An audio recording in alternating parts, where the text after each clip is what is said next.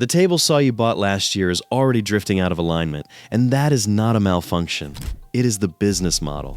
Every job site saw crowned best overall in 2026 hides cheap motors, thin metal brackets, and plastic height adjustment gears under professional-looking housings. We opened one on the bench, and the height adjustment gear was stripped smooth after normal use. The issue was never the part. It is how long they can make you wait before you pay again. The plastic trap. You walk into a Home Depot or Lowe's today, and you see the yellow DeWalt, the blue Bosch, and the red Milwaukee lined up like serious shop equipment. But they're not. In 2026, Popular Mechanics crowned the DeWalt Best Overall at $699, and Bob Vila put the Bosch, Milwaukee, Skill, and Cobalt on their best of lists too. Every single one weighs less than 100 pounds and hides plastic gearing and a cheap universal motor inside a molded housing that only looks industrial. Universal motors draw more current per horsepower and convert the excess into heat that burns them out under extended use. Toolcrib's 2007 analysis is still cited across woodworking forums in 2026 for exactly that reason. The trunnions are thin stamped steel brackets instead of cast iron, and the height adjustment mechanisms use plastic gears that strip under normal load. Sears Parts Direct lists gear failure as the most common cause of blade height adjustment problems. On Reddit's woodworking community, a 57-comment thread documents DeWalt blade height gears becoming hard to turn and stripping smooth. A Bosch 4100 owner reported on the Tools in Action forum in 2025 that his blade adjustment seized after 3 years of light-duty work. We opened a modern job site, saw on the bench, and the plastic height adjustment gear was stripped smooth after what the owner called normal use. These machines are priced to sell and engineered to last 2 to 5 years. They're impossible to repair economically because the motors are non-standardized and the housings are integrated into disposable assemblies. The mainstream publications aren't reviewing durability. They're reviewing convenience and portability, which is exactly how the manufacturers want you to shop. What disappeared before the 1990s, the standard workshop table saw was a cabinet saw built from thick cast iron with a NEMA standardized induction motor bolted inside. The table alone on a vintage Delta Unisaw or an old Powermatic 66 could weigh over 200 pounds.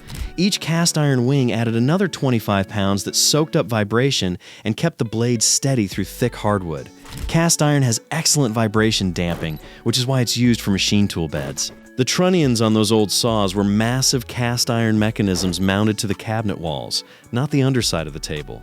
They created a rigid structural loop that held blade to miter slot alignment within a few thousandths of an inch for decades. When a woodworker needed to adjust alignment, they loosened 4 bolts, tapped the trunnions with a mallet and block, retightened, and the cast metal didn't creep. The induction motors were brushless, ran quietly, and used standardized NEMA frame sizes so you could replace one 30 years later. That made a cabinet saw a lifetime tool you passed down. What changed wasn't an engineering improvement. It was a business decision. Big box retailers demanded lighter, cheaper machines that could sell at $300 to $700. The manufacturers replaced cast iron with aluminum, induction motors with universal motors, and cabinet-mounted trunnions with stamped steel brackets screwed to thin tabletops. The result is a saw that looks professional on the shelf but drifts out of alignment after a year because the metal flexes and the plastic gears wear. Saw number 1. Grizzly G1023RLX. If you want a new table saw, that's still built from cast iron and powered by an induction motor. The cheapest legitimate option in 2026 is the Grizzly G1023RLX. It costs $1,595 to $1,895 depending on configuration. At roughly 575 pounds, it's a real cabinet saw, not a job site toy with delusions of grandeur. The 3-horsepower 220-volt single-phase induction motor runs quietly, handles sustained ripping, and uses the same NEMA frame standard that made vintage motors replaceable decades later. The G1023RLX has a left tilt design, so the blade tilts away from the fence during bevel cuts. That keeps the fence above the cut line and prevents the offcut from getting pinched. Lumberjocks owners report the motor rarely bogs down on 8-quarter hardwoods with a quality blade. The stock shop Fox fence that ships with the Grizzly is functional, but it's the weakest link. Multiple owners describe it as adequate, but not as good as it should be at this price, so budget $250 to $400 for a Biesemeyer-style fence upgrade. Even with that upgrade, your total cost lands around $2,050, which is still $1,000 or more below the saw stop. There's one documented issue to know about. Some units arrive with quality control problems like warped throat plate inserts or a cast iron top that isn't perfectly flat at the rear of the throat plate area. This isn't universal, but it isn't isolated either, so inspect the unit thoroughly while the freight driver is still standing there. Grizzly's customer service has a solid reputation for resolving these problems, but you don't want to discover a warp after you've signed the delivery receipt. Who this is for? The serious hobbyist or small shop that wants real cabinet saw construction and can't justify spending $3,000. Saw number 2, SawStop PCS 31230. If you have the budget and the electrical service for a premium machine, the SawStop PCS 31230 is the best overall new cabinet saw in 2026. The price runs $3,199 to $3,699 depending on configuration. That price is justified by build quality and a safety system no other manufacturer offers. Under the hood, it shares the same induction motor, cast iron table, and cabinet-mounted trunnions as the Grizzly, but the T-Glide fence is best in class. The fence locks parallel every time and maintains accuracy across the full rip capacity. The SawStop's flesh detection brake sends a small electrical signal through the blade. When skin contacts it, an aluminum cartridge fires into the blade, stopping rotation in under 5 milliseconds and dropping it below the table.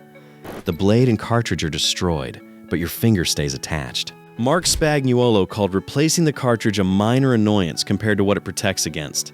You need to understand what the safety system doesn't do. It doesn't prevent kickback, which causes the majority of serious table saw injuries. Riving knives and proper technique address kickback, not the brake. Wet lumber, pressure-treated stock, and metals can trigger false activations that destroy the blade and the cartridge you paid for, costing $150 to $300. The saw has a bypass mode, but that disables the very brake you paid for. Dust collection reaches 99% with a dedicated collector, which matters for your lungs in a daily use shop. The warranty covers 2 years on the saw and 5 years on the motor. Who this is for? Professional woodworkers, schools, or anyone whose household economics make a serious injury catastrophic. Saw number 3, the used market. There's a third option that most buying guides won't tell you about because there's no affiliate link for a 40-year-old machine. The used market for North American cast iron cabinet saws is the single best way to get real durability for under $1,500. A vintage Unisaw or Powermatic 66 from the 1970s through the 1990s carries the same cast iron table, cabinet-mounted trunnions, and induction motor as new cabinet saws. They're still cutting accurately after 40 to 50 years. You can find them for $800 to $1,500 depending on condition, so the best cast iron saw in that range isn't new at all. It's 4 decades old and built in the United States. The motors can be replaced because the NEMA frame sizes haven't changed, and alignment is the same as it was in 1980. You loosen the 4 trunnion bolts, tap the assembly until the blade runs parallel within 0.03 of an inch, and retighten. The cast iron stays stiff enough that it doesn't creep. Inspect the arbor bearings for play, the table flatness using a straight edge, and the motor condition before you buy. Avoid any saw that has been dropped or has cracked castings because this metal is brittle under impact, and a crack isn't repairable. Plan for an afternoon of setup, and treat that time as part of the purchase price. Who this is for? The woodworker who wants maximum durability for minimum dollars and is willing to spend a Saturday aligning a machine that will outlast them. Who should buy which? If your budget is under $1,500, buy used North American iron. Inspect the bearings, check the table using a straight edge, align the trunnions, and you'll own a saw that cuts true for longer than you'll live. If your budget is $1,600 to $2,100 and you want a new machine, the Grizzly with a fence upgrade delivers 90% of what the SawStop delivers. That comes at roughly 60% of the cost. You sacrifice the T-Glide and the safety brake, but you keep the cast iron, induction motor, and cabinet-mounted trunnions. If your budget is $3,200 or more and you run a professional shop or school, the SawStop justifies the premium. The fence is measurably better, the dust collection is best in class, and the flesh detection brake is a genuine additional benefit for the right environment. Avoid the job site saws that mainstream publications crown best overall. They're reviewing convenience and portability, not durability and alignment stability. Universal motors, plastic gearing, and stamped steel trunnions aren't trade-offs for a lower price. They're a business model dressed up as a feature. A real table saw is cast iron, induction motor, and cabinet-mounted trunnions. Everything else is a plastic trap. Subscribe for the next forensic audit, where we tear down the tool brands that sold out and show you which ones are still worth your money.